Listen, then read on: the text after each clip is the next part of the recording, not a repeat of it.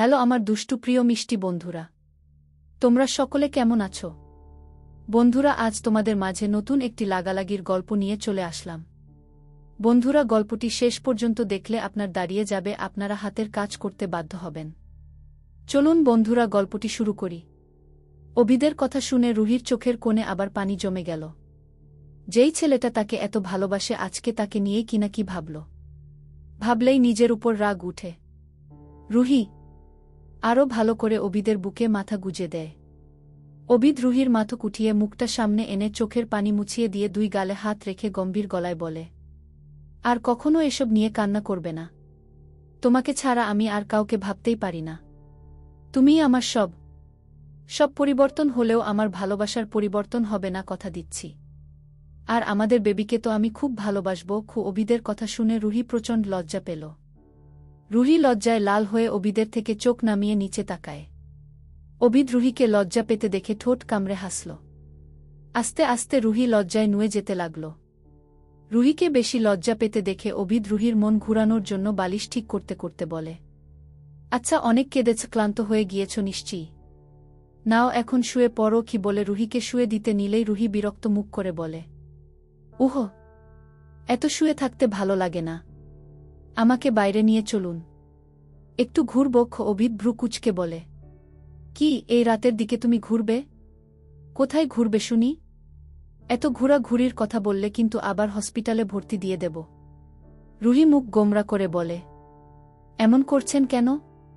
একটু রুমের বাইরে নিয়ে চলুন না, বাড়ির ভেতরেই তো থাকব, প্লিজ। অভিদ ফুস করে একটা দীর্ঘ নিঃশ্বাস ফেলল। রুহিকে কোলে তুলে চেয়ারে বসিয়ে দেয়। কয়েক পা এগিয়ে আলমারি থেকে একটা চাদর এনে রুহির গায়ে জড়িয়ে চুলগুলো ছেড়ে দিল। রুমের লাইটগুলো অফ করে দিয়ে রুহিকে নিয়ে রুম থেকে বেরিয়ে গেল। রুহি সামনে তাকিয়ে চারপাশ দেখতে দেখতে বলে, আচ্ছা, বাড়িতে যাব কবে আমরা? আর কতদিন থাকব এখানে? তাড়াতাড়ি যেতে হবে কিন্তু। অভিদ হালকা হাসল। এতদিন ধরে বাড়ি থেকে দূরে আছে, বাড়িতে যাওয়ার ইচ্ছে আর সবাইকে সামনে থেকে দেখার ইচ্ছে করছে রুহির, সেটা বুঝতেই পারছে। অভিদ রুহিকে সিঁড়ির দিকে নিয়ে যেতে যেতে বলে, অনেক দেরি হবে, তুমি পুরোপুরিভাবে সুস্থ হলে তারপর যাব। এতদিন এই বাড়িতেই থাকতে হবে? রুহি হা করে অভিদের দিকে তাকায়। চেঁচিয়ে বলে উঠে, কি, এতদিন থাকবো এখানে? পাগল হয়ে গিয়েছেন আপনি? রুহির চেঁচানো শুনে অভিদ রাগী চোখে তাকায় রুহির দিকে। রুহি ঢোক গিলে জোর করে হাসার চেষ্টা করল। অভিদ ভারী গলায় বলে, চেঁচাচেঁচি করলেও লাভ হবে না, সুস্থ না হওয়া পর্যন্ত তুমি হসপিটাল ছাড়া কোথাও যাবে না। রুহি মুখ কালো করে বসে থাকে। অভিদ রুহিকে নিয়ে আবার লিফটের দিকে যেতে নিলেই রুহি কারো গলা শুনতে পেল। কারো বলতে আখিলের গলা। লিফটের অনেক আগেই আখিলের রুম।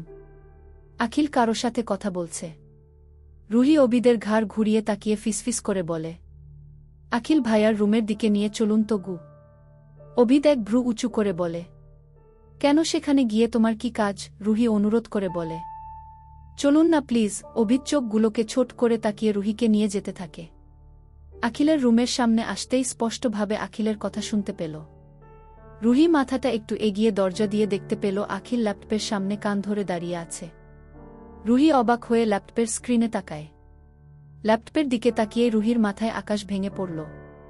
অতি অবাকে যা হয় আর কি, স্ক্রিনে অনির চেহারা ভাসছে। অনি মুখ ফুলিয়ে বসে আছে, আর আখিল অসহায় চেহারায় দুই কান ধরে এক পায়ে দাঁড়িয়ে আছে। আখিল অসহায় গলায় বলে, প্লিজ অনি, মাফ করে দাও, আর কোনোদিন তোমার ফোন পেয়ে বিরক্ত হব না, বিরক্ত হয়ে তোমাকে বকাও দেব না, তোমার সাথে সারাদিন কথা বলবো, প্লিজ ফরগিভ মি। অনি রেগে বলে, শালা, আর কোনোদিন আমাকে বকা দিয়ে ফোন কেটে দিলে তোর মাথার সব চুল আমি টেনে ছিঁড়ে ফেলব, আর ভাইয়াদের বলবো কার সাথে? আমার বিয়ে ঠিক করেছে। যে আমার ফোন দেখে বিরক্ত হয় তার সাথে 3 বছর পর বিয়ে হবে কি করে, আর তার সাথে সারা জীবন কাটাবো কি করে? আখিল কাঁদো কাঁদো হয়ে বলে, প্লিজ অনি, এতগুলো শাস্তি দিয়েও কি তোমার মনে দয়া মায়া হয়নি? 3 দিন ফোন ধরনি, আমি কত মিস করেছি তোমায় জানো? আর এখন আবার এক পায়ে কান ধরিয়ে দাঁড় করিয়ে রেখেছ। আর কি বলবো? আমার মানসম্মান সব জলে ডুবে গেল। কবে যেন ব্রেকিং নিউজ দেখা যায়, আখিল রহমান। অবিদ রায়জাদার ছোট বোন হিদিয়া অনি রায়জাদার রাগ কমানোর জন্য কান ধরে এক পায়ে দাঁড়িয়েছিল। অনিকে বোঝা গেল অনি ভীষণ রেগে গিয়েছে। অনি চাপা চিৎকার করে বলে, আমি এখনই ফুফিকে বলে বিয়ে ভেঙে দিচ্ছি। তুই আমাকে ভালো না বেসে নিজের মানসম্মান নিয়ে পড়ে আছিস। আমি এখনই ভাইয়াকে বলবো আর ফুপিকে বলবো। ভাইয়া তো তোর সাথেই আছে। ভাইয়া সব জানলে এমন ধোলাই দেবে তোকে। দাঁড়া, এখনই যাচ্ছি কে বলে ল্যাপটপ অফ করতে নিলেই আখিল চেঁচিয়ে বলে উঠে, না না না, প্লিজ কল কেটো না। দেখো, আমি তো এসব এমনি বলছিলাম, কিন্তু তুমি এত সিরিয়াস ভাবে নিবে বুঝতে পারিনি। প্লিজ আমাকে ক্ষমা করো। বলে ল্যাপটপের সামনে হাঁটু গেড়ে হাত জোর করে বলে। অনি কিছুটা ভাব নিয়ে বলে, ঠিক আছে ঠিক আছে, মনে রাখবে আমার দয়ার শরীর, তাই মাফ করে দিয়েছি, না হলে কোনোদিন আর কথাই বলতাম না। আখিল জোরপূর্বক হেসে বলে, হ্যাঁ বুঝেছি, সব বুঝেছি। বলে বিছানার উপর ঠিক হয়ে বসে ল্যাপটপ কোলে নিয়ে অনির সাথে কথা বলতে থাকে। রুহি স্তব্ধ হয়ে তাকিয়ে থাকে দুজনের দিকে। দরজা হালকা ভিড়ানো থাকায় রুহি, অবিদ সব দেখতে পাচ্ছে, তবে আখিল আর অনি রুহি আর অবিদকে খেয়াল করেনি। অবিদের চেহারাও রুহির মতো হয়ে আছে। অবিদ বুঝতে পারছে না এতক্ষণ কি শুনেছে। আর রুহির তো মাথা ঘোরা শুরু হয়ে গিয়েছে। রুহি মাথায় হাত দিয়ে নিজেকে ঠিক করার চেষ্টা করতে থাকে। অবিদ রোবটের মতো রুহিকে নিয়ে লিফটে উঠে। লিফট থামতেই অবিদ আগের মতো রুহিকে নিয়ে আসতে থাকে। সোফায় রায়হান, আশিক, জ্যোতি গল্প করছিল। অবিদ আর রুহিকে এমনভাবে দেখে দাঁড়িয়ে গেল।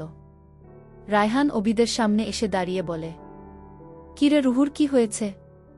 আর তোর কি হয়েছে? রায়হানের কথায় অবিদের ধ্যান ভাঙে। অবিদ রুহির দিকে তাকিয়ে দেখে রুহি অজ্ঞান হয়ে গিয়েছে। অবিদ ভয় পেয়ে গেল, হঠাৎ রুহির কি হল? অবিদ তাড়াতাড়ি করে টেবিলের উপর থেকে গ্লাস এনে রুহির মুখে পানি ছিটিয়ে দিয়ে রুহির গালে হাত দিয়ে উদ্গ্রীব হয়ে বলে, রুহি চোখ খোলো। রুহি, কি হয়েছে তোমার? রুহি ডাকতে ডাকতে আরও দুইবার পানি ছিটিয়ে গ্লাসটা পাশে রেখে রুহিকে কোলে তুলে সোফায় বসিয়ে নিজের এক হাতে জড়িয়ে ধরে অন্য হাতে রুহির হাত পা ঘষতে থাকে। কিছুক্ষণ পরে রুহি আস্তে আস্তে চোখ খুলল। অবিদ যেন তার প্রায় ফিরে পেল। হঠাৎ সেন্সলেস হয়ে যাওয়ায় ভয় পেয়ে গিয়েছিল। অবিদ রুহির মুখের সামনের ভেজা চুলগুলো সরিয়ে দিতে দিতে বলে, ঠিক আছো তুমি? হঠাৎ কি হয়েছে তোমার?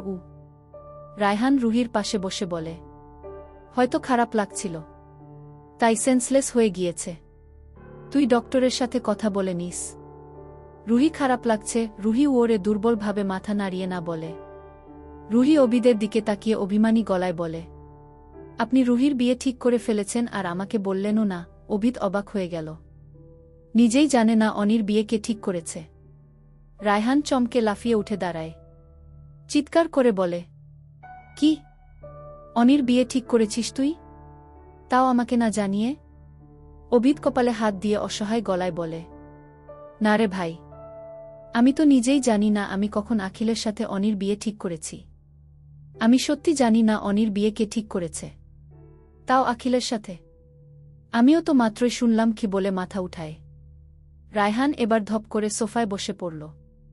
বিস্ময় নিয়ে বলে, আখিলের সাথে? আল্লাহ, কি হচ্ছে বুঝতে পারছি না আমি। কি জ্যোতি চোখ বড় বড় করে বসে আছে। রায়হান আশিকের দিকে তাকিয়ে দেখে আশিকের চেহারায়ও অবাকের রেশ রয়েছে। রায়হান গিয়ে আশিককে চেপে ধরে।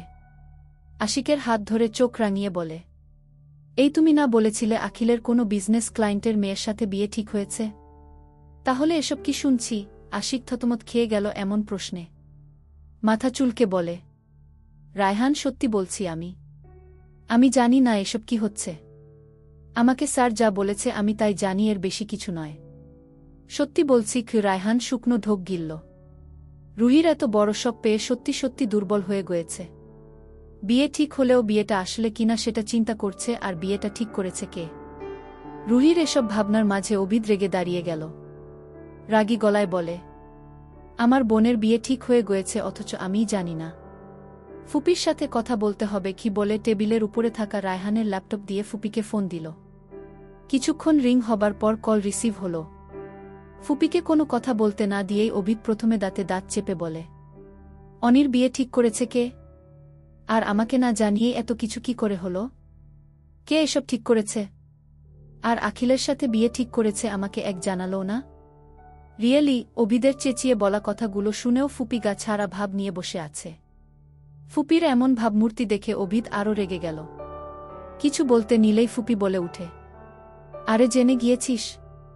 আমি ভাবছিলাম আজকে তোকে ফোন দিয়ে সব জানাবো, কিন্তু আমাকে আর কিছু করতে হলো না, তুই এমনি জেনে গেলি। খুবই ভালো হয়েছে, অভিদ চোয়াল শক্ত করে বলে। ফুপি, এসব কি হেয়ালি হচ্ছে? সোজাসুজি আমাকে সব বলো, আর তোমরা আমাকে না জানিয়ে এত কিছু কি করে ঠিক করতে পারলে? ফুপি ইনোসেন্ট মুখ করে বলে। বারে, আমি কোথায় হেয়ালি করলাম? আমি তো কিছুই বলনি তোকে। তবে এখন বলবো। আখিলের বাবা আখিলের জন্য মেয়ে খুঁজছিল, তখন কিভাবে যেন অনির ছবি দেখে অনিকে পছন্দ করে ফেলেছে। ছেলের সব কীর্তি জেনেও অসহায় হয়ে বলল অনিকে আখিলের বউ করতে চায়। অনেক কিছুর পর আমি কথা ফাইনাল করেছি। আমি তোকে সব ঠিক হওয়ার আগেই জানাতে চেয়েছিলাম, কিন্তু তুই এতদিন রুহিকে নিয়ে কেমন অবস্থায় ছিলি সেটা তো আমরা দেখেছি। তখন যদি এই কথা জানাতাম তাহলে তুই সঙ্গে সঙ্গে সব না করে দিতি, তাই ভেবেছিলাম রুহিকে খুঁজে পাওয়ার পর জানাবো। কালকে রুহিকে দেখে কথা বলে তারপর ভাবলাম তুই রুহিকে খুঁজে পেয়েছিস, এখন বললেও বলা যেতে পারে। তাই আজকে বলতে চেয়েছিলাম, কিন্তু তুই জেনে গিয়েছিস। অভিদ হাত দিয়ে চুল টানছে। রায়হান কপালে হাত দিয়ে বসে আছে। অভিদ গম্ভীর গলায় বলে, ফুপি, আখিলের সব কথাই তো তুমি সব জানো, তাও কি করে এসব ঠিক করলে? ফুপি হাত দিয়ে ইশারা করে থামতে বলে। নিজে বলে উঠে, আমি সব ঠিক করেই হ্যাঁ বলেছি। আমি আখিলের সাথে কথা বলেছিলাম। আখিল বলেছে রুহিকে সে পছন্দ করত, তাই জেদের বসে এত কিছু করেছিল। আর এখন নিজের ভুল বুঝতে পেরেছে। এখন বাবা যাকে বিয়ে করতে বলবে তার সাথেই করবে। অনি বলেছিল তুমি রায়হান রাজি হলে অনিও রাজি। আমি অনিকে বলেছি অভিদ, রায়হান, আমি তিনজনই রাজি। অনি বলেছে তাহলে বিয়ে ফাইনাল। আমি আখিলের বাবার সাথে কথা বলেছি। আমি বলেছি অনি, আখিলের 1 বছর পর এঙ্গেজমেন্ট হবে আর 3 বছর পর বিয়ে হবে। তিনি সব শর্তে রাজি। দেখো সব ঠিকঠাক আছে। আখিলের সাথে তুমি নিজে এখন এক ছাদের নিচে থাকছ, তাই তুমিও হয়তো বুঝে গিয়েছ আখিল কেমন। তাই বিয়েতে না করতে পারবে না তুমি। অভিদ ভাবতে লাগল। এই কদিনে বা এত বছরে আখিলের মধ্যে কোনো খারাপ স্বভাব বা কাজ করতে দেখেনি। শুধু দুইটাই দোষ ছিল, আখিল অভিদকে হিংসা করত আর রুহিকে নিয়ে জেদের খেলা। এই দুটো দোষ ছাড়া আর কোনো দোষ ছিল না। এখন সেটাও নেই। অনির জন্য আখিল কোনো দিক দিয়েই কম না। রায়হান ফুপির দিকে তাকিয়ে বলে, ফুপি, আমি তো রাজি। অভিদ গম্ভীর গলায় বলে, ঠিক আছে, আমি রাজি। সবার চোখ মুখ উজ্জ্বল হয়ে উঠল। এত সহজে অভিদ রাজি হয়ে যাবে ভাবেনি। ফুপি, অভিদ, রুহি, রায়হান সবার সাথে আরও কিছু কথা বলে ফোন কেটে দেয়। অভিদ রুহিকে অসুস্থ দেখে রুহিকে আগে আগে খাবার খাইয়ে রুমে নিয়ে মেডিসিন খাইয়ে ঘুম পাড়িয়ে দেয়। রাতে সবাই ডিনার করে ঘুমাতে চলে যায়। অভিদ রুমে গিয়ে দেখে রুহি ঘামছে আর ছটফট করছে। অভিদের বুঝতে বাকি রইল না রুহি ঘুমের মাঝে প্যানিক হয়ে গিয়েছে। অভিদ তাড়াতাড়ি রুহির পাশে শুয়ে রুহিকে বুকে জড়িয়ে নেয়। কিছুক্ষণ যেতেই আস্তে আস্তে রুহি ঠিক হয়ে যায়।